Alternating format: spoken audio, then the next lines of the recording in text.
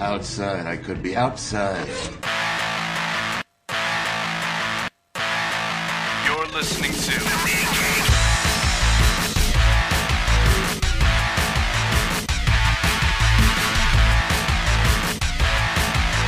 Comics Podcasting on the edge of civility.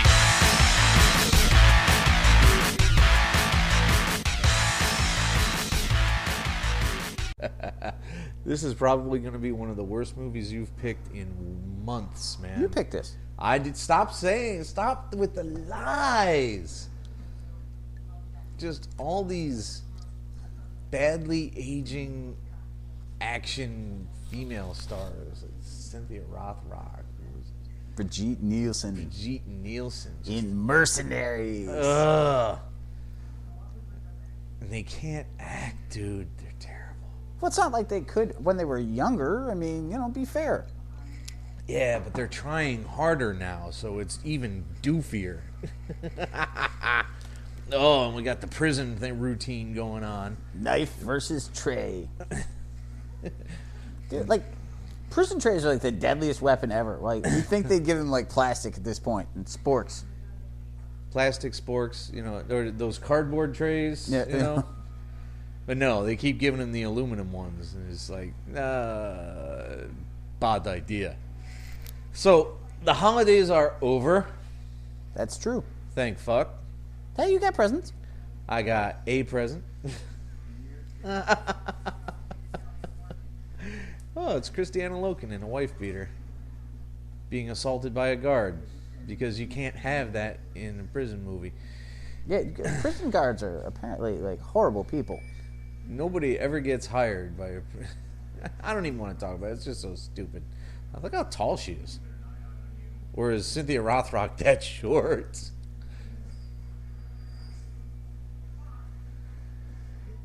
Really? You just took his eye out? Took his eye out with a penny you flipped at him? They're tricky, those pennies. Yeah, no, you got, Blah. I got you the tea, and then that Star Trek thing that you didn't really need. Oh yeah, the DVD collection of the movie adaptations in comic.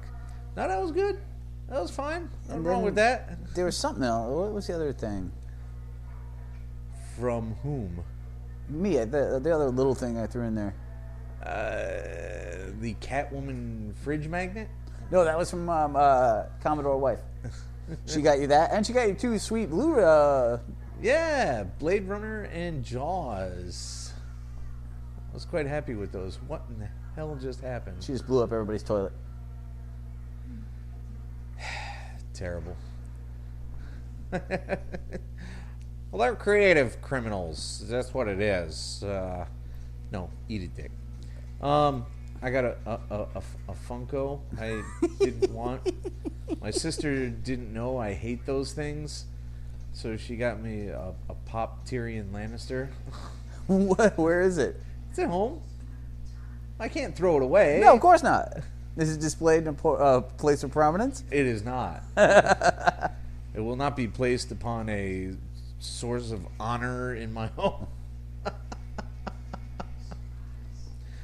Oh, and the escape artist Vivica Fox, who still can't beat Cynthia Rothrock.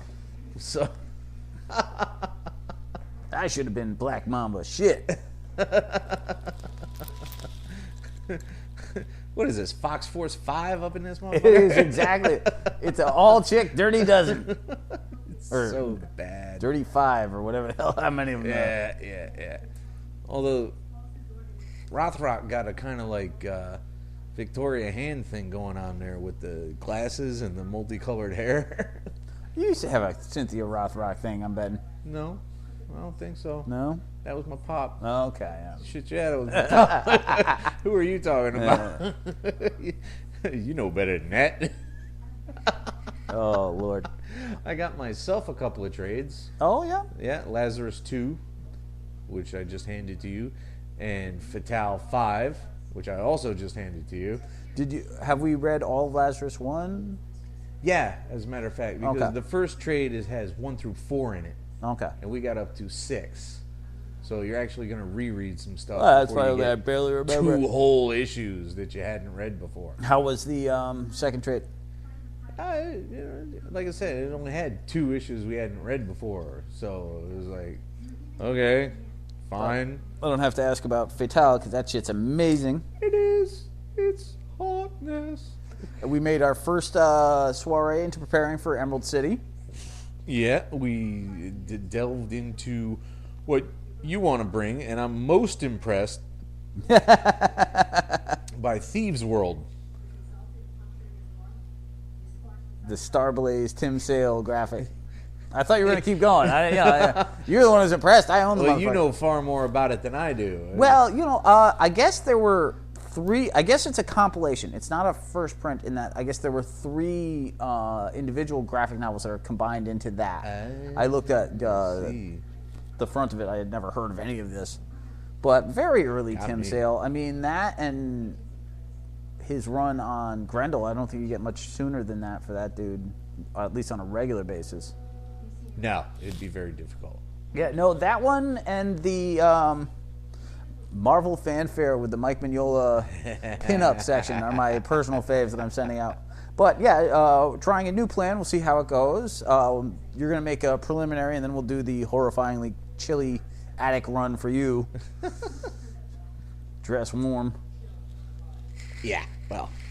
So what we got tonight, because we don't care about holidays. You didn't get any geeky shit, right?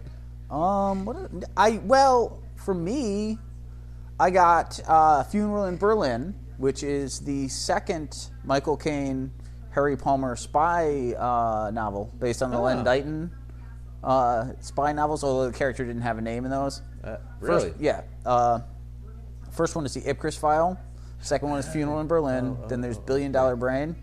And then there's a 4th film that does star Michael Caine, but didn't come out till like 20 years later in the 80s called Bullet to Beijing, which I'm, so it's attached, but I'm not really sure if it counts.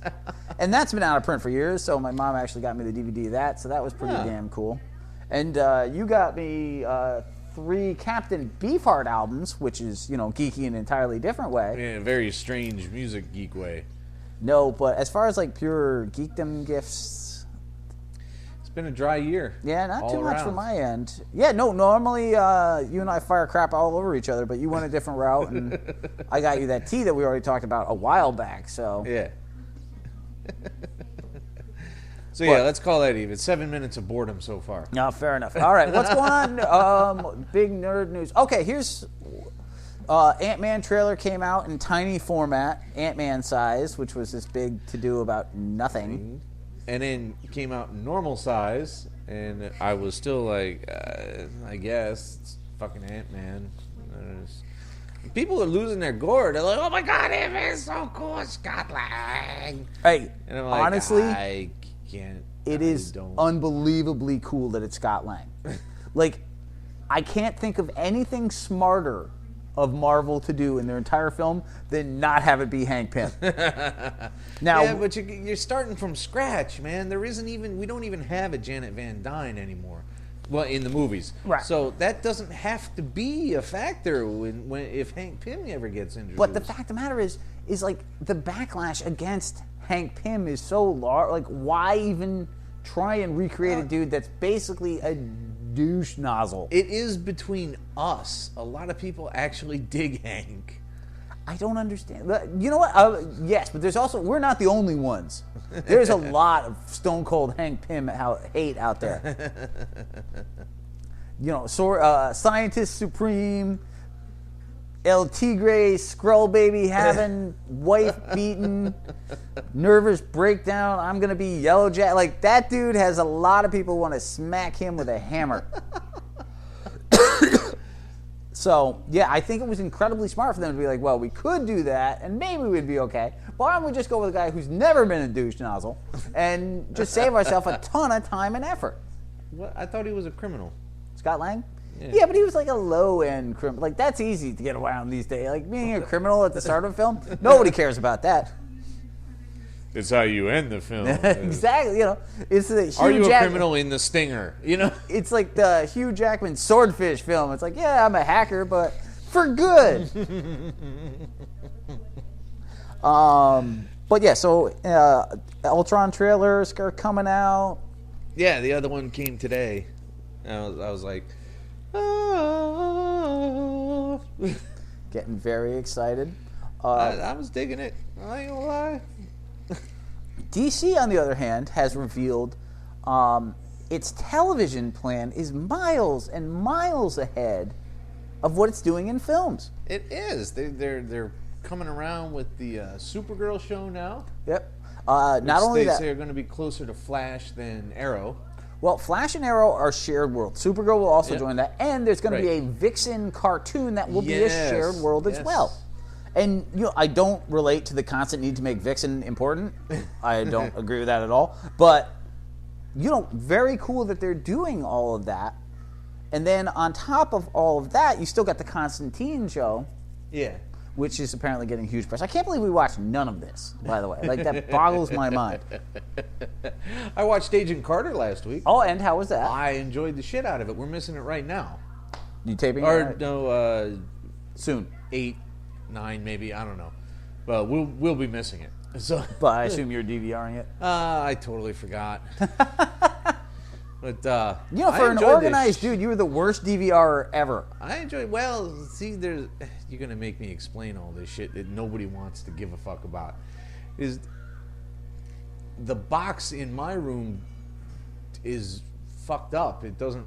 The DVR doesn't recognize it as a valid box, even though Weird. I've spoken to the dish company several times. They're like, there shouldn't be anything wrong with it. I know there shouldn't, motherfucker. Shouldn't they have replaced that shit by now? Yeah. God, cable companies suck. All right, other nerd news. Okay, this cracks me up. This is my favorite news piece I have. I did a little effort for this. I hope you're appreciating this. So there's a petition, an actual, honest-to-God petition to yell at Netflix because Doctor Who is leaving the streaming. Can't give a fuck. Now, to be fair, first off, we hate Doctor Who. Okay, that's been established. Yes, we're the only nerds that fucking seem to, but yeah, we're totally not on board with that. But secondly, how mad can you get that they don't want to give you this shit that you would pay for free? Like, get real. Like, you stream shit like X-Files that no one's willing to put $1 into anymore. Put them all up there.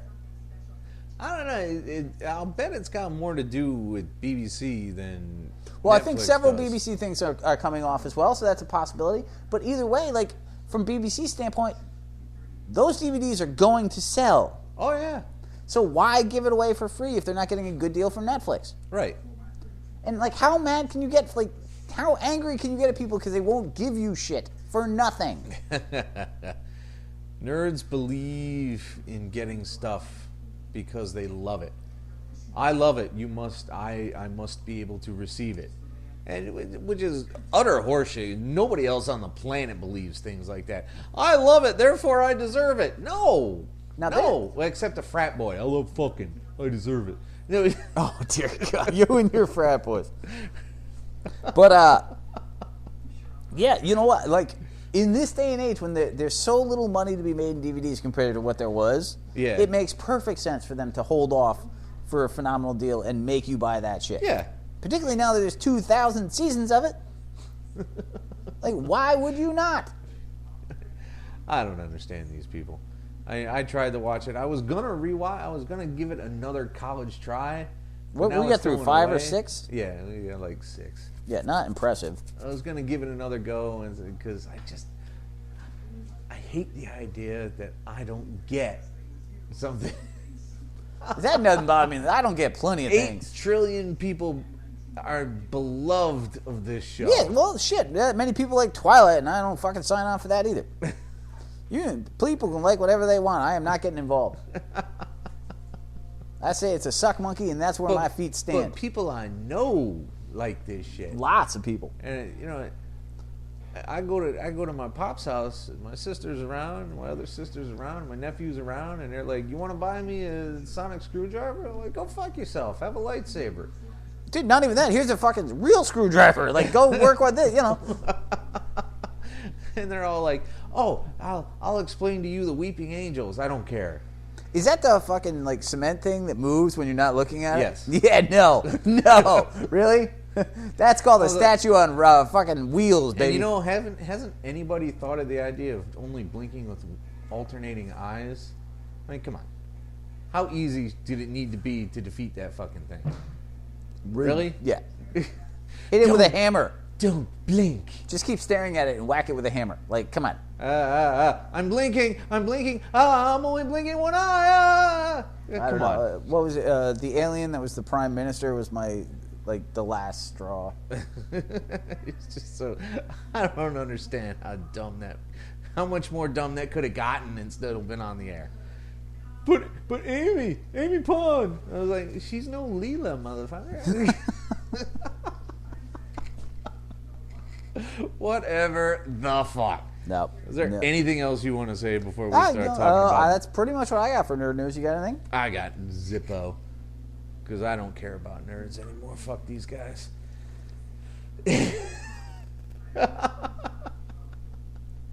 Fair enough. There's nothing to say, man. We all just move forward in our own way and whatever.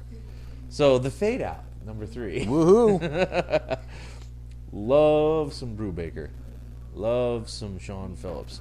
This is an insanely complicated story. And this particular issue is complex on top of convoluted. Thursby, which is one of the producers or writers or somebody who does something, he decides that he's just going to wander into the woods and join a pagan orgy. Well, this was years ago. Years ago. Yes. Yeah, which is why he knows everybody now, I guess. I don't know. Well, the studio came and brought him back, and he ever since then, he's felt like his life has not had the same meaning as it did when he was in pagan orgies all the time, working in gardens. Oh, so Thursby, everyone in this is a freak. Like, that's, you could just, the fade out, tagline, we're all freaks. Freaks in the 40s, that's all it is. Now, Maya is still up and coming, and it seems that this is mostly backstory for her. Is that what you got out of it? Yeah, it's, the first actress died horribly, so the new actress is flashing back to how she got here, including, some truly heinous acts with various producers, and her agent, scumbag king du jour. But she's the same size, so she figures she's got the job, and Thursby sneaks in. There's a lot of degradation involved in all of this, and there's a bit of grooming that he doesn't really like. That was totally uncalled for. The other guy had her purposely do to set Thursby off. To protect her. And then, of course, her ex-husband gets his ass whipped for selling her. Yeah. It's like, really, fella? Did you thought that would work? You know what? It's interesting because he makes the most horrible point. It's like, well, you'd already left me. And she's like, that's true. But you sold me. Like, no. We weren't together anymore, but you left my life for $20,000 and sold me to a studio. Like, no. You basically cashed out on our relationship, and the fact that I had already left you doesn't negate the fact that you're a horrible, horrible person. And then the studio exec shows up and beats the living piss out of him. No, the security guy. Well, he's the studio security guy, so he still qualifies as a studio exec. But yeah, it's the writer who's the main focus of the first 2 issues shows up for like a page. Yeah. So it's like, all right, so who is the focus here? It is captivating stuff. However, the only thing that bothers me about this book, and it's not even its fault, is that it's treading some of the same ground as Satellite Sam, which didn't go anywhere. A little bit, and it's like, no, I can't revisit that. Yeah. Sex and death in entertainment industry. Yeah, I can see that. So I'm like, you need to go somewhere much quicker than... Well, it's already a lot quicker. Yeah. I mean, they've packed in so much more plot in these 3 than the entire current run of Sam. I mean... No, it's true. I just, because of... And I like Satellite Sam. It just kept slowing down when I'm like, move forward. Put on the brakes. We're on different pages, Matt Fraction. Which leads me... to our next book. See, that's how you do a segue. You know I like my segues. No, you don't. You just enjoy how much you dislike them. I enjoy how much you dislike them. That I can believe. Yeah. So ODY-C, because the OD-C is so fucking clever that you just had it's Odyssey, right? It's retelling the Odyssey in space with chicks. And I mean, this is everything. Let me get this out. Yeah, go ahead. This is everything that a Matt Fraction owned book is. Disjointed, weird, without much sense. Misspell some names, swap some genders, and voila, independent greatness. It is fairly close to the actual Odyssey story. Well, I mean, it's not exactly the Odyssey. While I haven't read it. No, never. So. Okay. You remember what school we were in? I read it. You were in a different level. Okay, but my point being, you read a lot on your own. I thought you might have. I got dandelion wine, for fuck's sake. And how happy you were. No, I wasn't. No, I hated the whole point of this, and I like Matt Fraction a lot, but I feel like Matt Fraction is like that talented guy at work who just every now and then has to go bug out for a couple of days and do something truly horrible that never gets talked about. And it's like, oh, yeah, dude, oh, yeah, great copy last week, Bob. Thank you. Is that the same Bob that threw up on a hooker in downtown? No, we don't talk about that. Like, it's just... I don't know what you're saying. It's like, okay, here's awesomeness.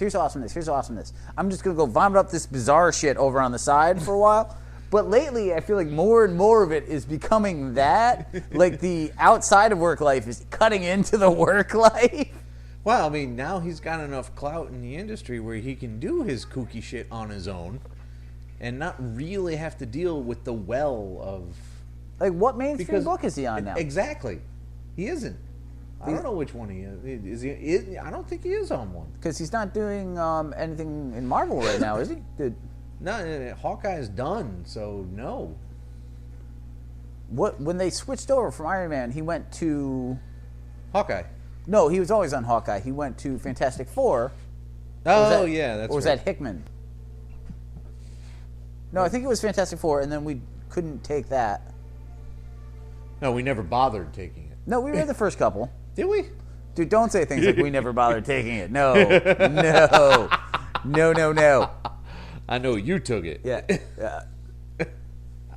And somebody's getting glassed. Yay! I'm sure the rent was due. But, anyway.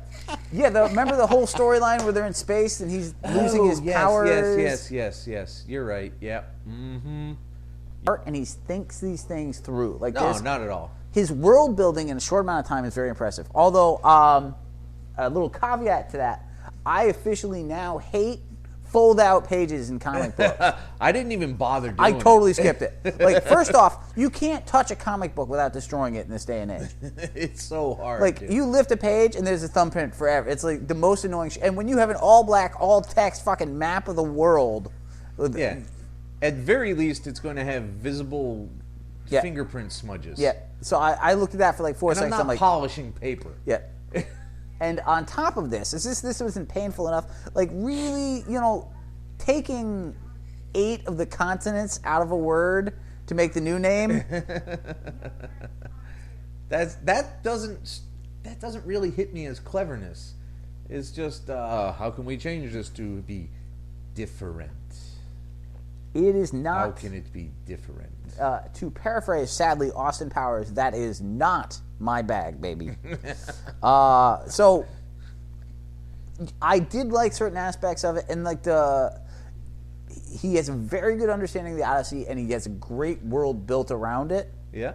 But then if you're having this sci-fi book and then throwing the gods in it, now there's a depth to it that I'm not totally on board with.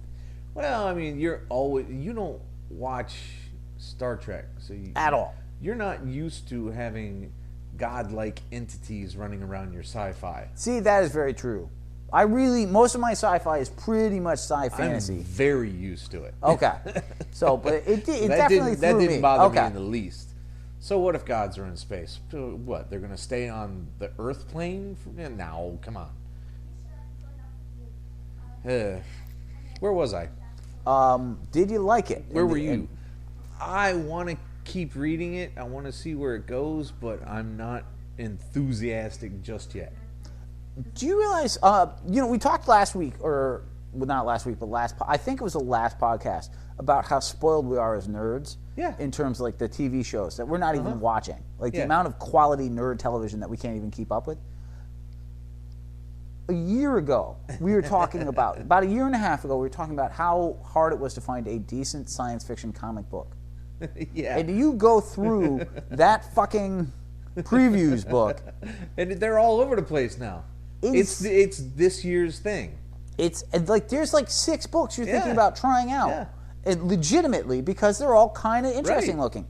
And then there's the ones like Black Science you'll pick up a graphic of eventually to see a full storyline. Cheap, but yes. Yeah, might not. Are you buying that for full price? No, but like it's gotten decent reviews. It's science fiction. And then the ones that we didn't care for, like The Wake or The Massive. But still, like the amount of these things. And it's about time, too, because there's really getting a dearth of science fiction. And, just chucking science words in there like Snyder does not make it science fucking fiction. A little bit of weird technobabble and a weaselly explanation. And, we're immune because we shared toothbrushes. No, that's not science, baby. No, it's I'm never letting that one go. Oh, no, you're not. No, but it's amazing what's coming out these days and what they're doing differently. But yeah, this was not a auspicious start for me at all. Yeah, we'll see. We'll see what happens. We're down. That leaves us on the opposite end, totally away from sci-fi and straight back into supernatural. With OUTCAST 5. Now, in the last issue, we had this possessed criminal get interviewed by Kyle and the pastor, and in this issue, there's a lot of demon-possessed dialogue that goes like, I'm going to fuck your mother, or she sucks dicks in hell, very exorcist type shit right now. Well, only when they're trying to, like, he comes across... They're right. Kirkman is writing this really weird devil like possession idea where they're very chatty and comfortable. Like, yeah, they're just hey, how's it going? Possessed this guy the other day. Drank my own urine. Set a wall on fire. Yeah, they're not really coming across as all that menacing as entities of pure evil, are they? Until you get to the you're like, why did you kill that policeman's wife? Something to do. Must-see TV is just not that must-see in this day and age, and, just got caught up in the moment. They should have enforced it by law. I mean... but they're doing they're trying to dispossess this guy, and... Yeah, I know I used dispossess in a totally different way, and it was fun. It was so much fun. I was going to leave you to it. It's a fun way of saying it. I dispossess you. And that's about how successful they are, too. It's like... Pretty much. Yeah, they totally just flat out fail. His touch is unpleasant. Work. His touch is unpleasant for demons. But at the same time, the father is having no effect. Like, I think the crucifix was bothering. No, I was poking him that whole time. Oh, awesome. Thanks for that. So you have a father who's basically, faith is being threatened at the worst possible moment. Demons are converging, and then they get pulled off mid-exorcism because they're like, you're in a police station. You're like, this guy's writhing on a table while you hold him down. Like, not good. Prank caller.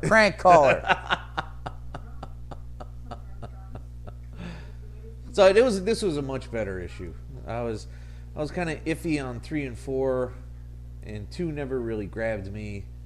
It's a very slow build. It is. And it's more, it's really not. I'm not being entirely fair because a lot has happened.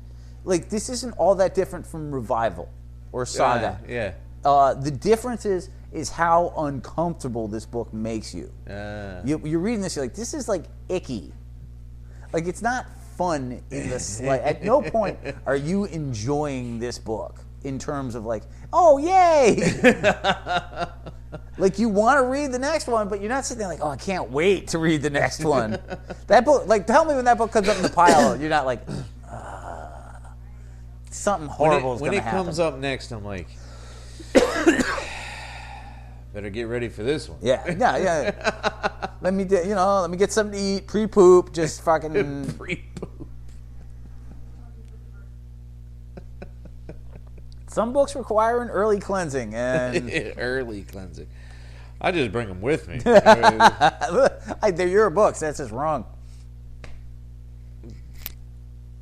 Never mind. And that's the issue. Yeah, it really, like, it seems like they're messing with the father's faith. He's getting more and more uncomfortable with what his role is and how many demons are actually out there and what their personal attachment to him is. Yeah, which is kind of what? And, it's not like he hasn't been screwed. Like, his mother, his child, his wife, everyone who's ever been closest to has been possessed and basically fucked with him. Yeah. So, he's pretty much set in a life blows kind of way. And it's a life blows that most of us will never fully understand. No. I'm fine with that. Yeah. He can continue to understand that while I continue to sit here comfortable. I'm okay. It's good. And that movie just keeps hitching up, man. It's terrible. Wow. One whole star.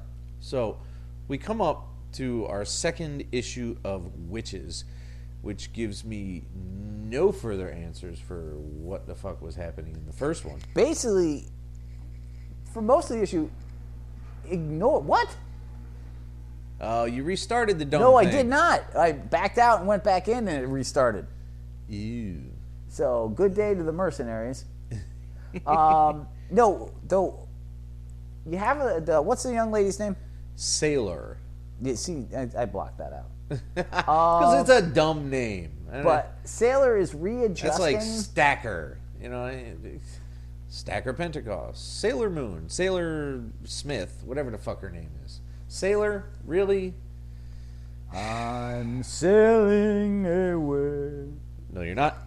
So, the Pop and his brother are getting the chairlift ready for the mom because they moved into the new house and it's 2 floors and she's in a wheelchair.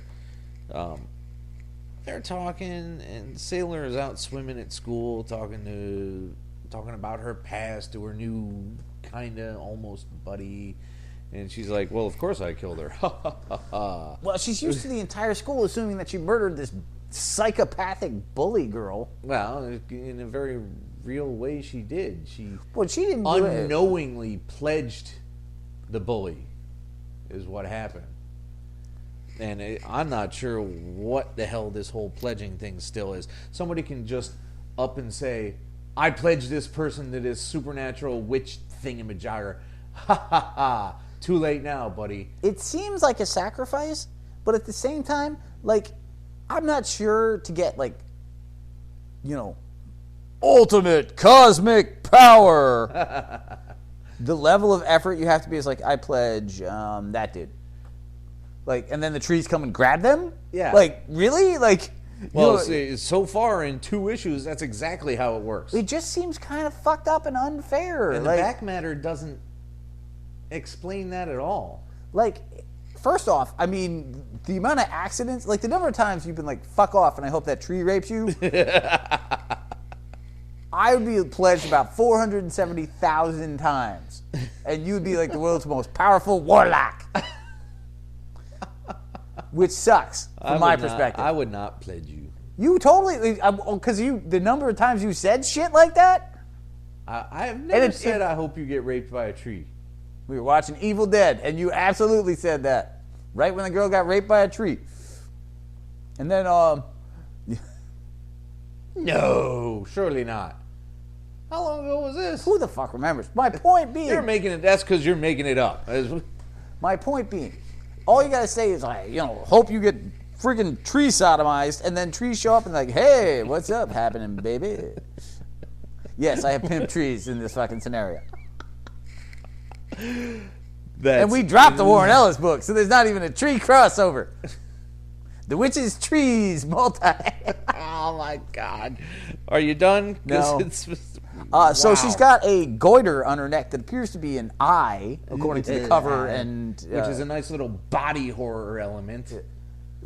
Reminds me of, what was that Stephen King Night Shift? I think the short story collection with the hand with the eyes. Yeah. Yuck. I haven't read that in 30 years. Yeah, mostly because of that cover being one of the grossest things ever when we were kids. Much, yeah. Remember, it was one of those things I'd look at and I wanted to put it away, but I had to keep looking. Like, why? This is so wrong. This is Denver read us The Gray Matter. Yeah, why the social studies teacher felt the need to read Stephen King to 8th graders is beyond. You couldn't get away with that shit now. No. You're like, you're reading horror to my kids when you should be talking the Constitution? What the fuck are you doing? You got to be out your mind. But, no, the witches thing, and so her uncle finds her stealing a school bus and they go out in the trees and a bunch of the pledged people start trying to eat the uncle. Which is just unacceptable. I think, like, it wasn't the clearest issue ever as to what was going on. No, I mean, a lot of Snyder's stuff is disjointed like that, too. Like, fucking Wake. Nobody knew what the fuck was going on in the Wake. Actually, it seems like everyone but us knew what was going on in the Wake. I don't know, like who? I never saw anybody talking about that back. Oh, I thought you told me they got like huge popular press. I don't know about press. I know Twitter's a couple of people liked it, but I was like, no. I don't get it. It took too long. Oh yeah, put Agent Carter on.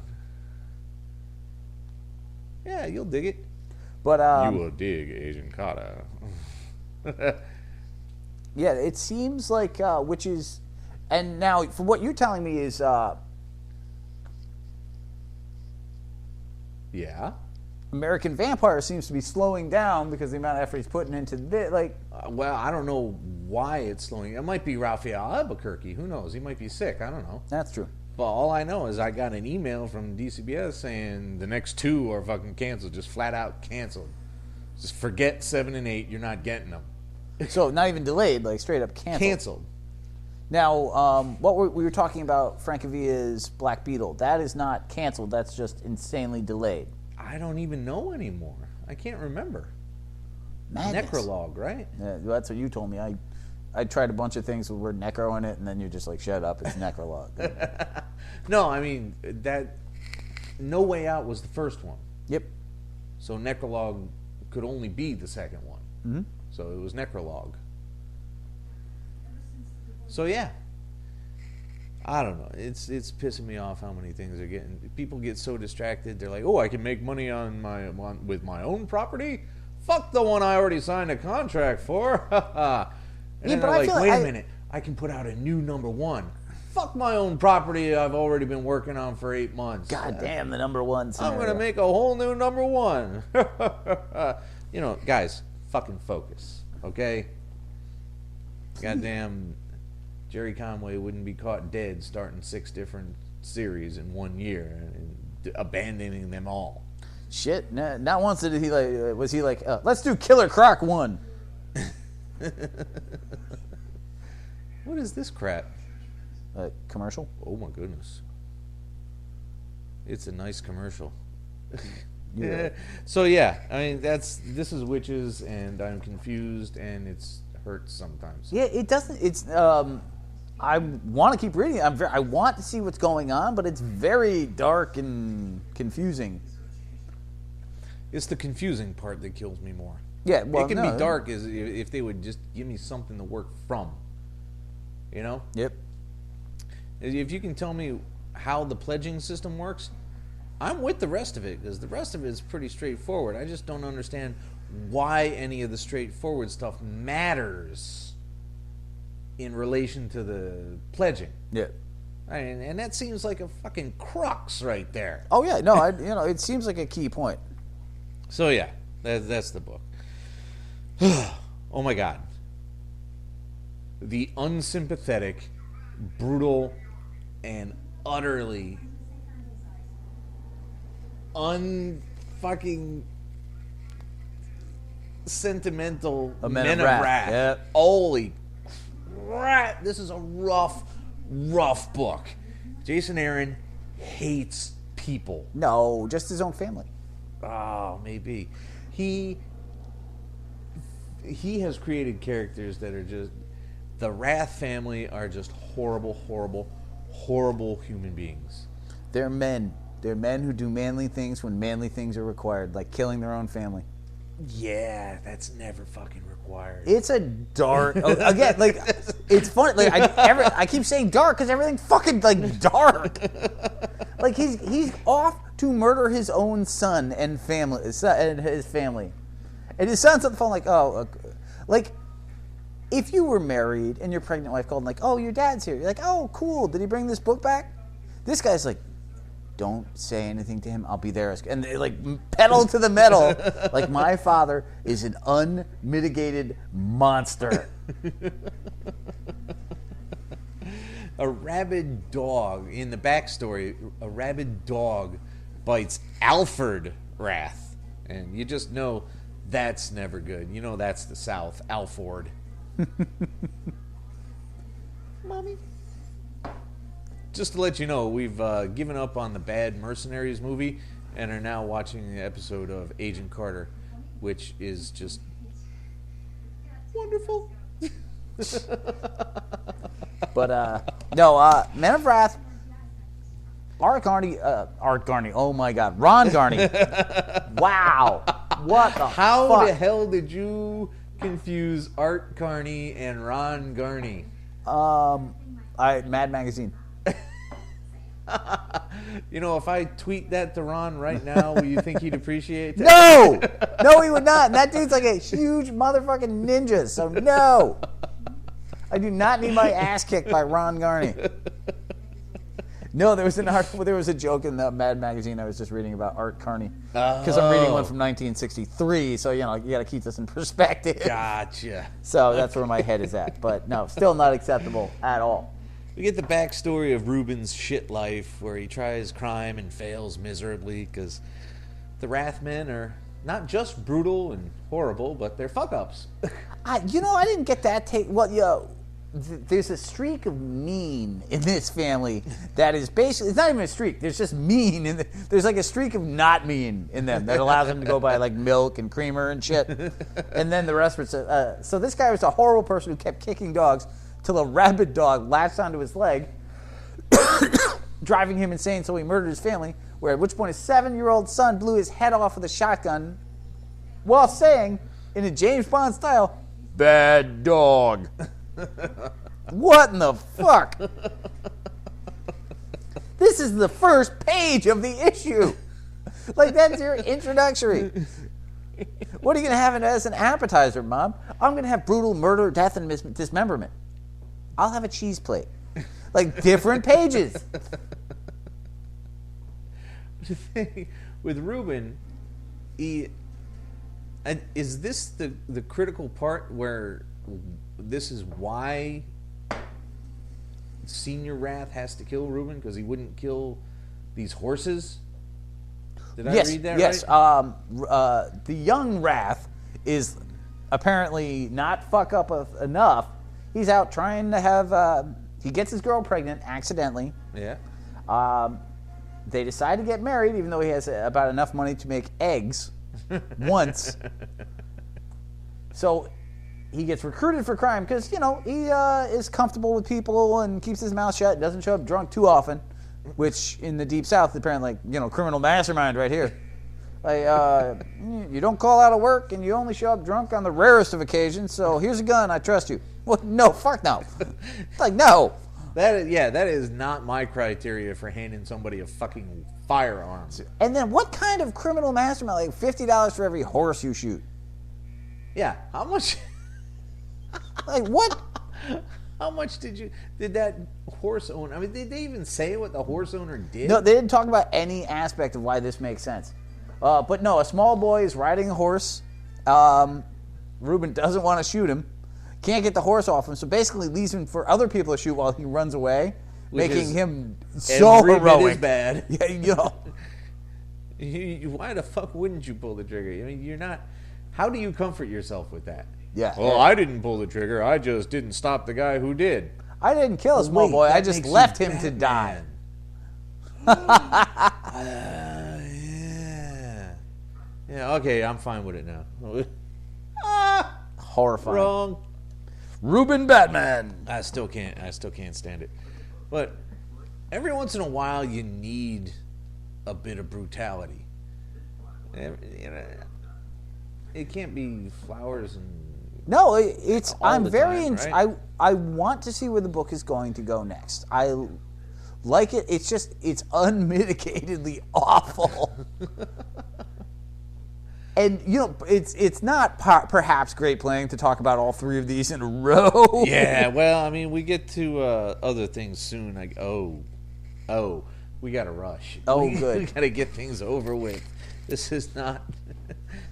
But Men of Wrath is definitely worth reading. It's just, it is definitely, you know, not a happy book. It's not for the faint of fucking heart. Yeah, it's not a universal recommendation. Like, you can't be like, oh, No. everyone needs to pick this up. No, not It by a is- long shot. You need to like You got this to like kind of crime thing. to begin with. You got to be okay with severe brutality. I don't even know if you like crime. Would like if you enjoy criminal, this is not necessarily your cup of tea. No, that's true too. This is, you know, this is Mickey Spillane, Mike Hammer, like, Written by Garth Ennis. yeah, you know, my fist crushed his face into a red smear. Like, no, there's no Dashiell Hammett, like, intrigue. This is like cold punching till you pull back a bloody pulp fist. There's a tooth in my knuckle. What do you know about that? Yeah, it must be Thursday. It must be Thursday. Oh. So yeah, that was fun. And by fun, I'm just going to move on to the next book. Because there's no way to explain that. Revival 25. It's just a string of heavy-hearted books. Revival is really fighting for the I'm the most insane thing that you read fucking statue. It really is. Like it wants an award for how twacked out it can. The revivers are just nuts. And even the ones that don't seem nuts. The Reviver supporters are every bit as nuts. And the Survivor fans who want to be fucking cannibals and live forever are even nutsier. But in this one, we're dealing with revivalists who are just like, all right, we've determined that there are other revivalists out at the farm. Because everything needs, if it's in the country, it has to be called the farm. Thanks, Frank Miller. You have the local revivals have decided to stage a protest. Yeah. Because their kith and kin in living dead people are being held prisoner at the farm where they keep the crazy revivals. Well, the crazy ones and the unfixably altered, like the guy who lost all his skin in the fire, he's not going out. Well, he is going out and doing things, but he really shouldn't. Yes. But they don't know that. They think that they're helping that one by keeping him in a, comatose state. And the revival's plan of let's all dress in robes, carry a cross, and crucify one of us as a protest is one of the single most insane plans ever. Yeah. I'm just going to grow me some stigmata there because I think that everyone's down with me there. And no, fuck off! No. And meanwhile, you've got a rogue security guard helping High Chief Got No Skin fucking escape so he can sneak around and be stopped by one of the 85 old men with glasses, so we can't be entirely sure which one has an evil master plan. You really have to go back and pay careful attention to the dialogue so that you can catch a name when they do that. Well, they don't show it. They only show like the cut of the glasses, so you think it's the guy with the eye patch, but it could be one of the 87 other old bearded dudes. Yes. Because there's a lot of them in this book, man. Wisconsin is all about fucking. This entire book is basically populated by Ernest Hemingway lookalikes. The chief hates everyone. The sheriff, or his daughter, is finally in a semi-healthy relationship, except she finds out he knows about the prison, so she immediately creates fucking like horror relationship. It's like Friends with fucking zombies. Like, you knew about this and you didn't tell me? Well, like, it's a secret government base. I'm not supposed to. But we made whoopity whoop. So I'm supposed to tell you about secret government base? Like, where is that plan? I don't remember that being part of the contract. Martha goes to see May, but I can't remember for her. Yeah, Martha's basically just hanging out with May. So May brings in her insane exorcist guy, which Martha, the last person she wants to see.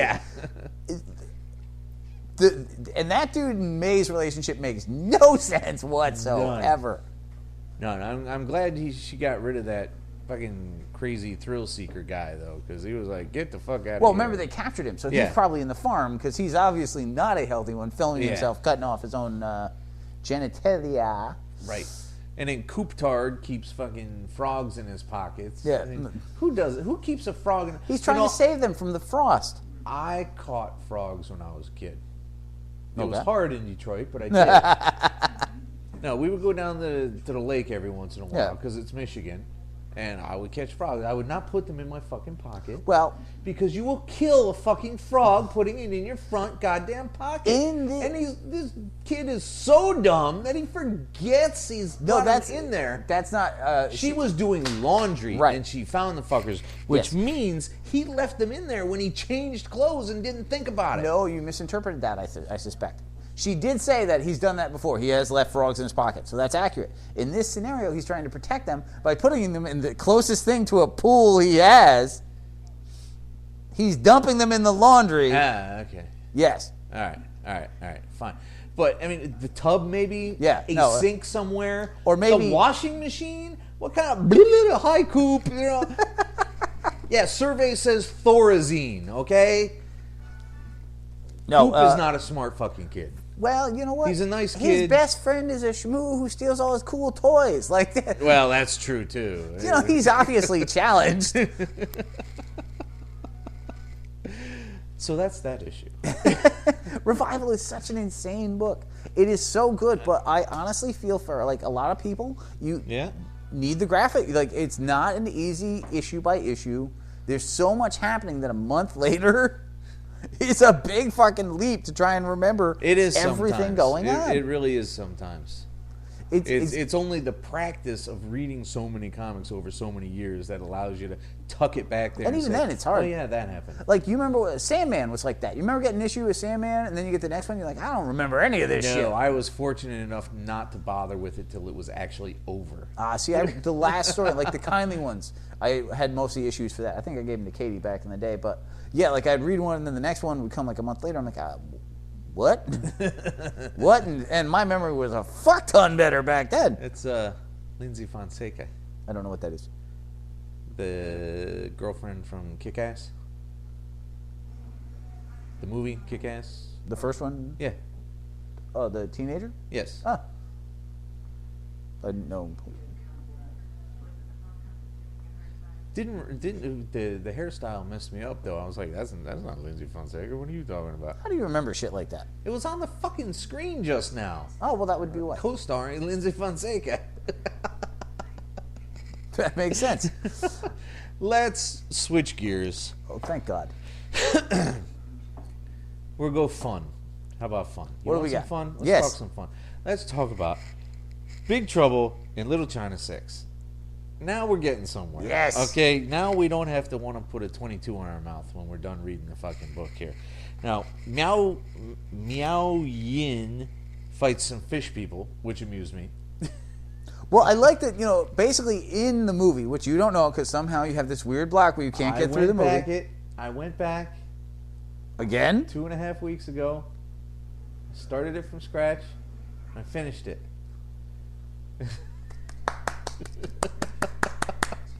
And I didn't give any more shit than I did the last time I didn't finish it. Well, it's sad that in the 3 pages that she appears in this book, she has more character development than she did in the entire film. It's true. It's like, wait, you're a super ninja? And I loved how Egg is like, why didn't you do any? Like, if you did this at the start of the film, like there'd be no problem. Oh, I'm shy. I have a hard time canceling magazines also. What the fuck is wrong with you? You just kicked a 350-pound fish woman full in the face. And you started a fight over somebody putting honey on your hot buns. So she runs off with Egg. Jack gets out of a bar fight thanks to his pal Mooney Joe. Who is, I don't know, what's a Mooney Joe? Well, it's a biker who's not long for this earth. Probably not.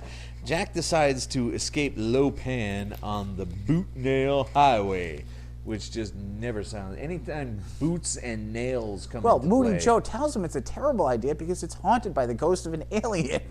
and he's like, I will explain its haunted nature to you. And Jack is like, well, let me tell you what Jack would say. Jack would say, I don't give a shit. But, of course, so he goes camp on it. Meanwhile, he's being followed by the men in black, basically, who are slaughtering any guy with a mullet on the road trying to find Jack, as well as Mooney Joe and his biker battalion. At which point they show up to capture Jack and get slaughtered by an alien ghost, apparently. Yes. What? And the best thing about this book is that all of the lead characters are running away from Lopan. It's like, we killed him in the movie, but oh god, he's back. Everyone take off. Well, I mean, if somebody you killed came back, you'd be like, fuck this. Dude, if somebody I killed, it would be... I should have stood in bed that day. No, murder is wrong. I can't do that. What are you talking about? If whatever 87-year-old person I was able to take down on my own somehow re-haunted my life... Fine. Yeah, I would run. All right. But I'm not fucking Jack Burton. Great book. Ridiculously fun. So much fun. Now, I skipped over Bodies because I still hate it, and I hate it more every issue. And Is I'm not anything buying making any more sense? No, it's making even less fucking sense. Because in 5, even less happened. So there's nothing to make sense of. So I didn't bring it, so we're not talking about it. That's my capsule review. I hate this book. I have to say, this podcast has ruined your ability to finish things. Like, before the podcast, you wouldn't even consider. Did, because you convinced me that I should abandon books. I used to be like, no, I will finish this. And you'd be like, why would you waste time on something you're not enjoying? Why would you pay money for that? And it started with novels, but it's easily applied to comic books. Well, you have to acknowledge that your life is a little bit better by not having more of these things to get rid of. If I had 8 of these to get rid of, I would have spent for 8 the things that I'm not going to own anymore because I just fucking can't stand them. So why pay for even 2 I don't want? So I'm not getting them anymore. I don't care if 7 and 8 are the fucking second coming of comics. I ain't fucking buying the things. That's my Body's 5 review. Now, get ready for it, kids, because here it fucking comes. It's only January, and this is our bad book of the year. Oh, no. It was certainly... This came in December. This came in November, actually. November. Because the December books just came 2 weeks ago. Oh, okay. So it's the worst book of 2014. It is the worst book of 2014. And that's a year with badass in it. Yes. So I must be talking about The Humans. Now, this is entirely my fault. This is so your fault. I thought for half a second you had me convinced it was like Easy Rider with monkeys. How bad could that be? Well, we love monkeys in Big Trouble in Little China. Yeah, they're fine in Big Trouble in Little China. Even the ones that are pissing on trucks. That was the best part. Because they're humorous and they're peeing on people's trucks. But these ones are they just take the place of humans in this society. They are, the dominant life form of this universe. Nothing about this book is 100% necessary at all. It is a bad 70s biker storyline. Which could be so bad it's good, but it didn't even go that far. It just stopped at bad and it really didn't aspire to be anything further. And on top of this, why are they monkeys? What is the fucking point? Nothing. It's like it makes no further commentary Who drew on it? actual humans. This is Keenan Marshall Keller. I don't know. There's 16 different fucking names on this cover. Because I don't know. Maybe the guy can't draw people. I mean, Created I'm by not familiar Keenan with him. Marshall Keller and Tom Neely. All right, I am not familiar with Tom Neely, so I'm not going to criticize the dude. But it seems like the only reason that you did this is because you draw mouths too wide. So you're like, this is fucking make them chimps. Like, fuck it. It is awful. This is the kind of art that we found in the worst of the black and white glut in 1988. I don't understand anything about And this. they made it in color for me. Thank you so much. It's just awful. And entire pages without background. Like, this is, it's like something out of our Crumb book. I'm sure that this Keenan Marshall guy was hoping someone would say that, but I'm not giving it to him the way he wanted it. I loathe this. It's like, okay, I've got chocolate, i.e. bikers. I've got peanut butter, i.e. monkeys. Let's get them together. Do we get a tasty treat? No, we get a big pile of monkey shit. Like, unfathomably large pile of monkey shit.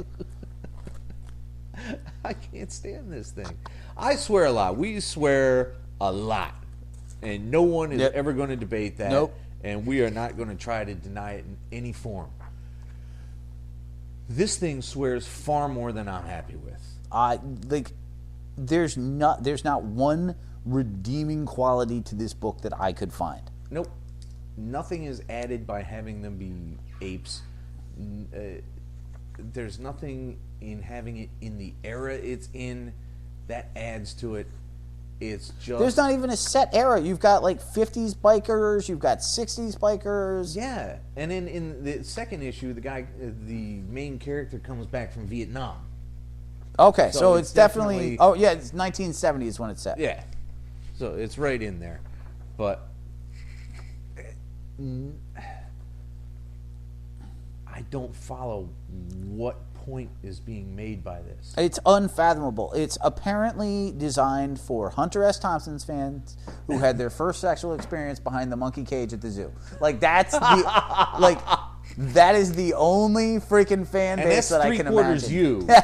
Only the venue was differing about that sentence for you.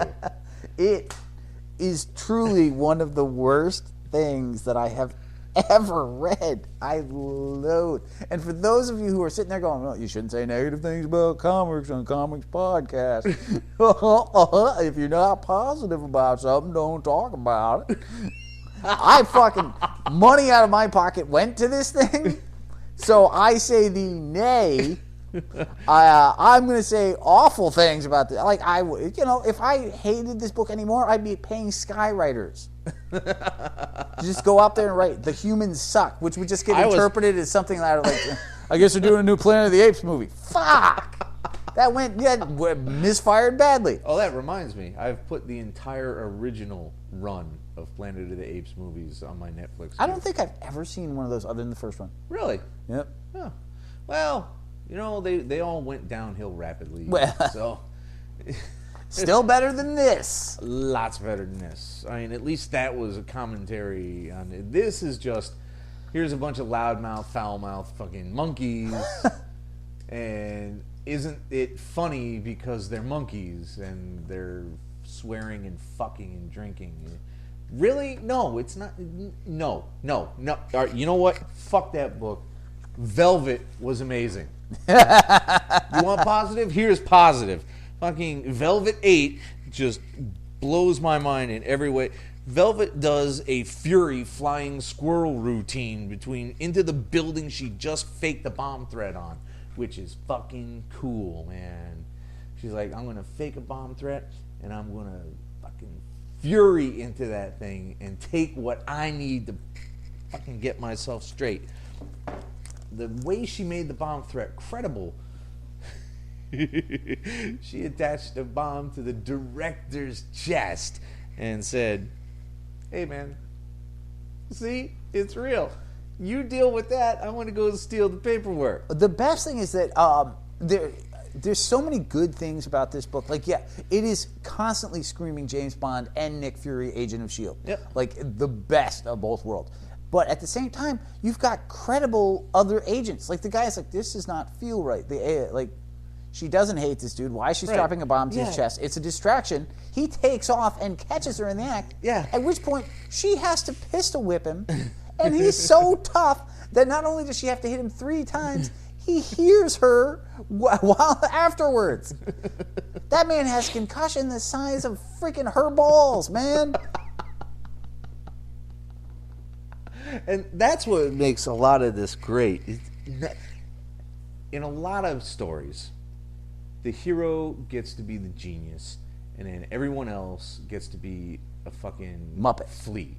A Muppet flea. They get to be stupid. They're like, gee, I guess she's maybe transponding the signal code. No, they know. They can follow her. They get what's happening. She's just better. Yep.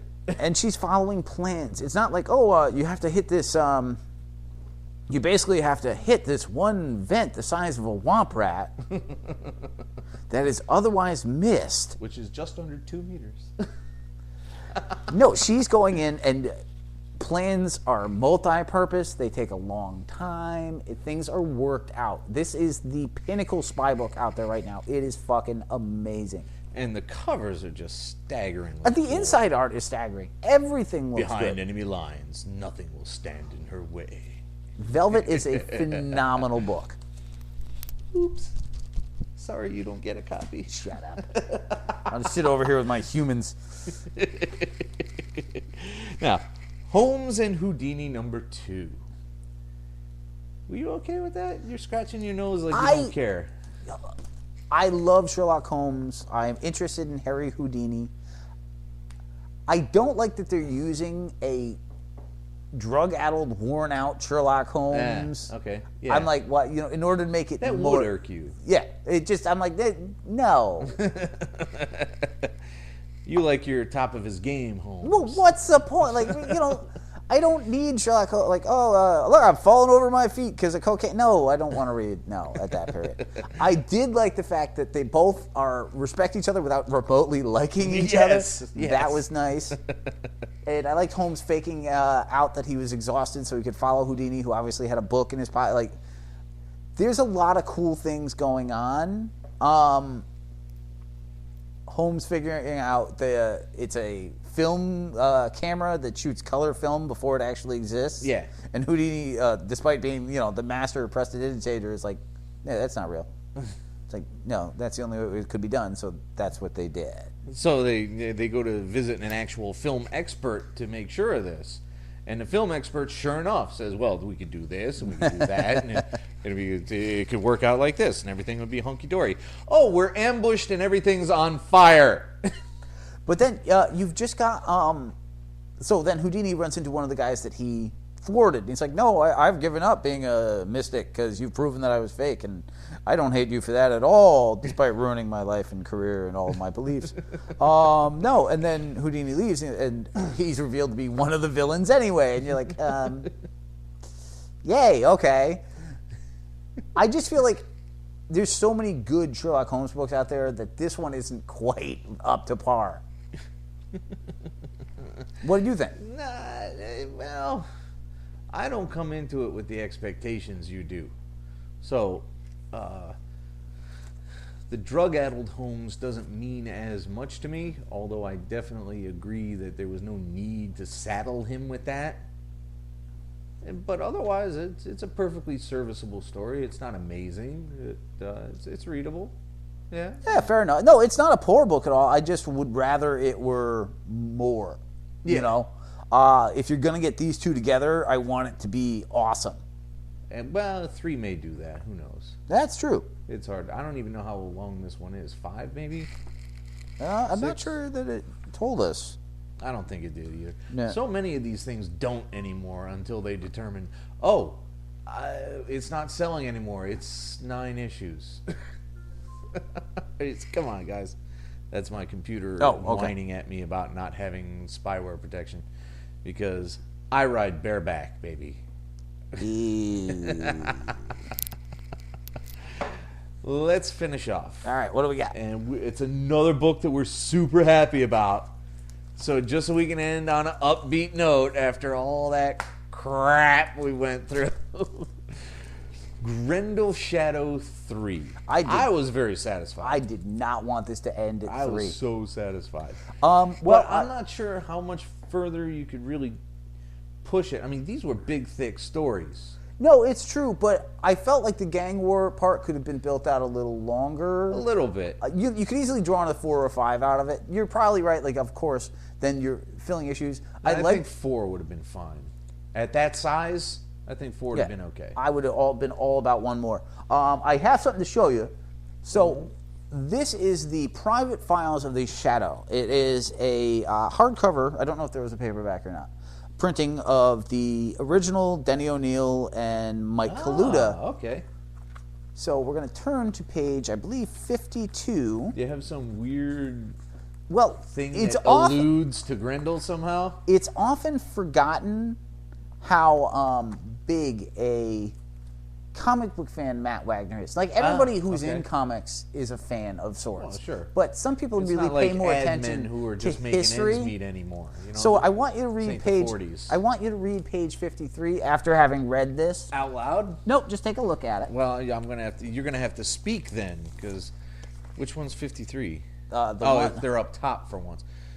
Scatter and shoot. Don't sweat it. With these 2 barrels, I can't miss. I got him, idiot. You got me. I don't know from art, but I know when to scram. What? Okay. So now, here we are. I want you to look at what Matt Wagner did. Yeah. Starting at the bottom panel of the left page. Yeah, over here. I got him. Idiot. You got me. A nice little tribute.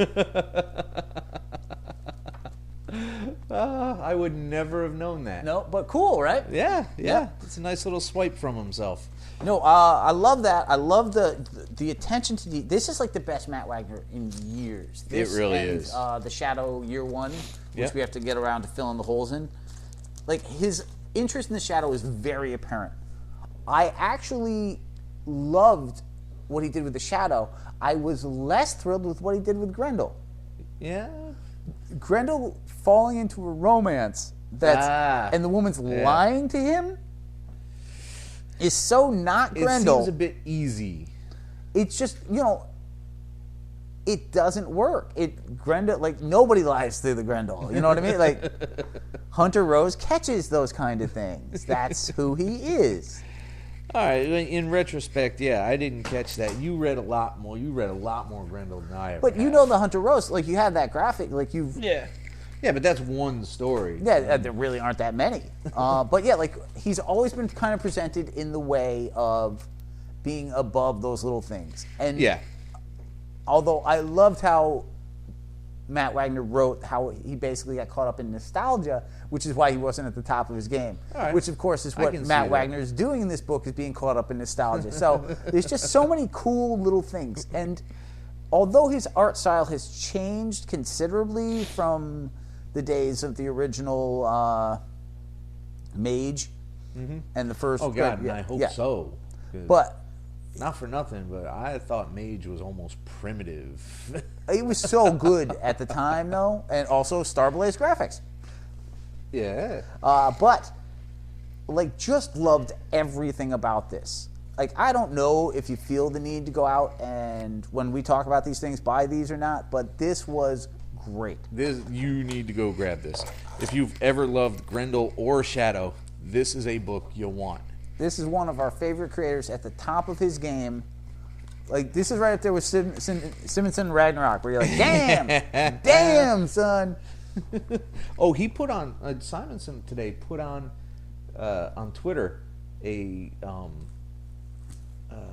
sketch of his impression of a Tolkien Balrog, Oh, wow. and it looked fucking good, man.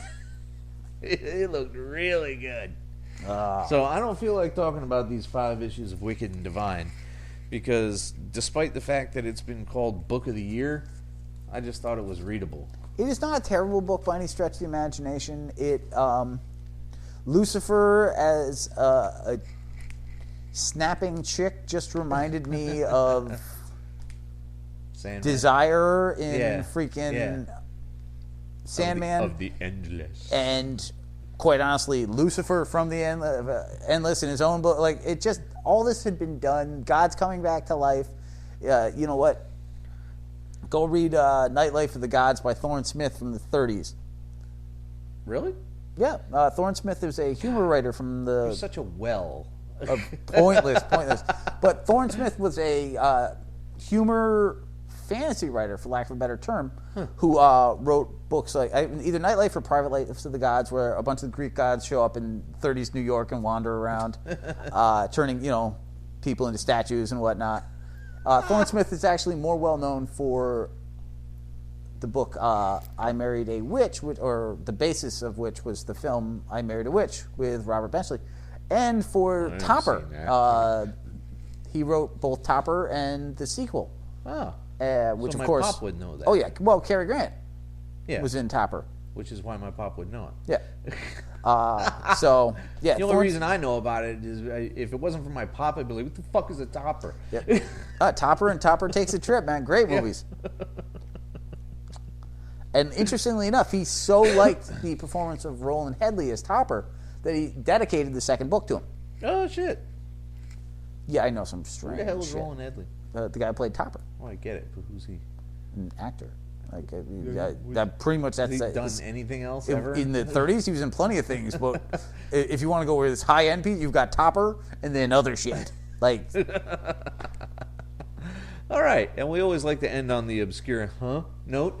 So, having established that, thanks for listening, kids. Bless you, fuckers. And away. The Mean Geek is recorded live at the Reverend Mad Duck's apartment whenever the hell we can get to it. Find us on Facebook, Stitcher, Twitter under @TheMeanerGeek. Subscribe to us through RSS. Or we can be located at our own site, www.themeangeek.com. And most importantly of all, you can find us as a proud member of the Comics Podcast Network. Email us directly at themeanergeek@gmail.com. Can I drink now? You may.